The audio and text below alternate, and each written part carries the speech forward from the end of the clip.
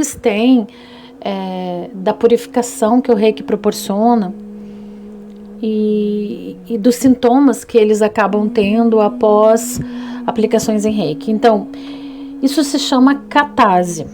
A catarse, né? Eu queria falar de uma forma mais aprofundada do que na apostila de Reiki, do que no manual Reiki. Queria explicar realmente de uma forma assim mais ampla sobre catarse, para que vocês possam entender realmente, porque ali na apostila, no manual de Reiki, fala de uma forma bem resumida e bem superficial, né? O que pode acontecer, o que seria, né, essas coisas, que seria uma catarse física, por exemplo.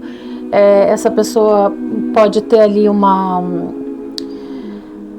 diarreia, ela pode ter urinar com mais frequência, ela pode ter um enjoo, uma ânsia de vômito, né?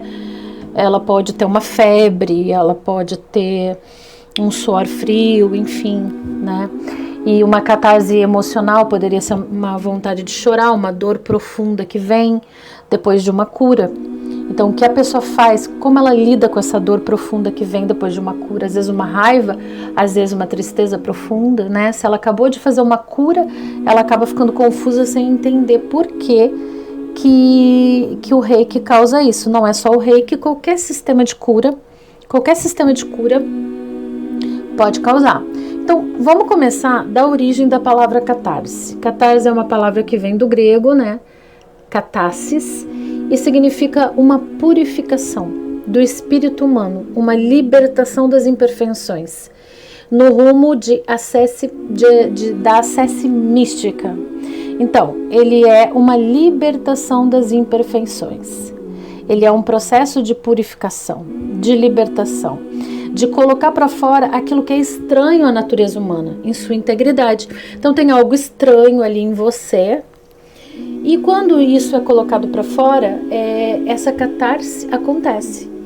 Então, você vai retornar o livre fluxo das energias, superar qualquer forma de repressão, de opressão que sufoque sua essência.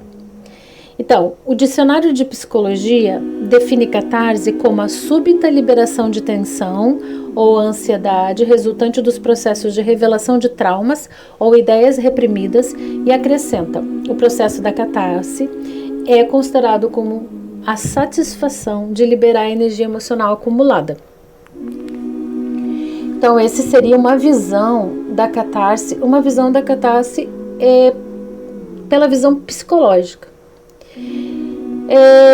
Eu amo estudar Aristóteles, Sócrates e Platão, porque eles foram pessoas que deixaram para nós, na minha opinião, os conhecimentos mais profundos, né? São uma das pessoas que deixaram os conhecimentos mais profundos para a humanidade. Então, segundo Aristóteles, a catarse é ativada por um trauma da tragédia e que provoca uma descarga emocional. Então, ela é encarada como uma ação de cunho elevado, uma imitação por intermédio de atores representando o drama, não propriamente recitando o texto pronto. Então, essa representação dramática deve ir na felicidade à infelicidade, de um extremo a outro. A consequência é a purificação e a descarga das emoções. Por outro lado, trata-se de uma purgação. É uma forma de transmutação das paixões através da vivência e dos ritos mistéricos. Então, já no dicionário da psicologia, entende-se catarse como a libertação do indivíduo de uma contaminação ou miasma que danifica e corrompe a sua natureza. E aí existe também um outro tipo de psicologia, tá? É a psicologia do Galimbert, tá bom? Então ele fala da catarse médica. Então ali, trata-se da evacuação de humores patogênicos, ou seja, substâncias que devem ser excretadas do organismo para o restabelecimento da sua saúde. Então essa excreção pode ser natural ou provocada, retirando as impurezas do corpo. Então é por isso que muitas vezes a gente ouve as pessoas dizerem que elas tiveram uma alteração intestinal, que elas suaram frio, que elas começaram a suar, sabe assim, isso aqui tem muito a ver com esse tipo de catarse. Ele cita aqui uma outra catarse, a catarse mágica. São práticas mágico-ritualistas ou iniciáticas, onde os candidatos se prestam a provações diversas em meio à purificação da alma. Aqui seria um outro tipo. Catarse ético-religioso. Essa forma foi descrita já foi descrita em filosofia, e ela se refere à purificação ao cabo de inúmeros nascimentos e mortes. Aqui a alma é purificada pelas sucessivas vidas até atingir um estado de completa ascende mística.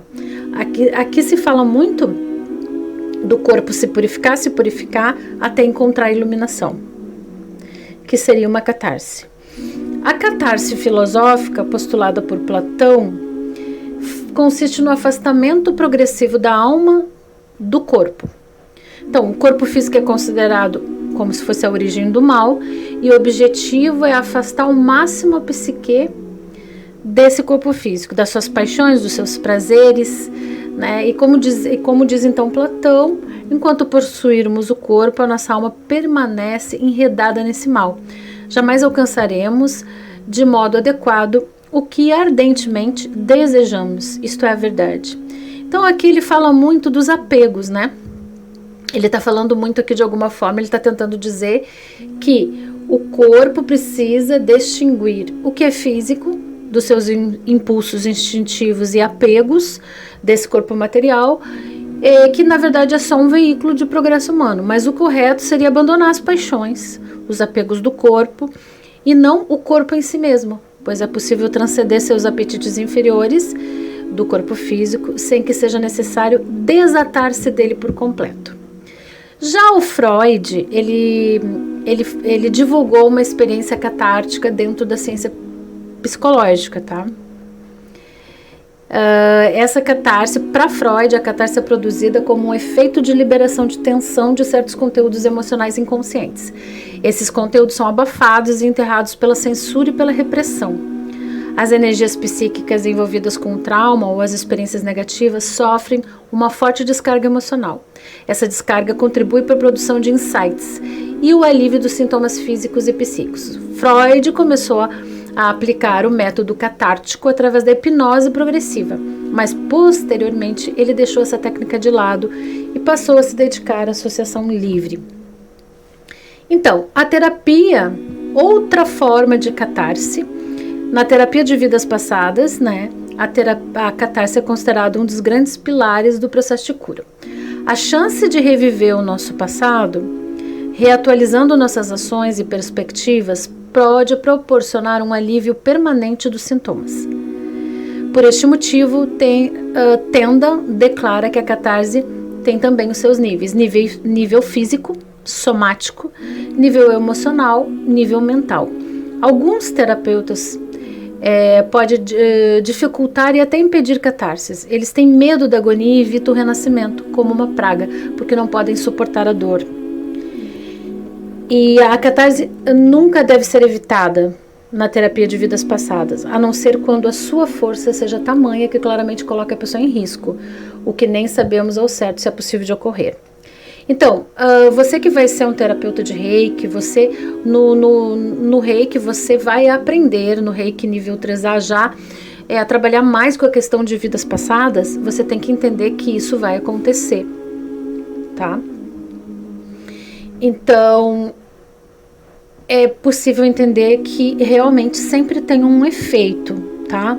Sempre vai ter um efeito. Quanto mais precisa se limpar, mais esse efeito pode ser mais forte, pode ser por um período mais longo.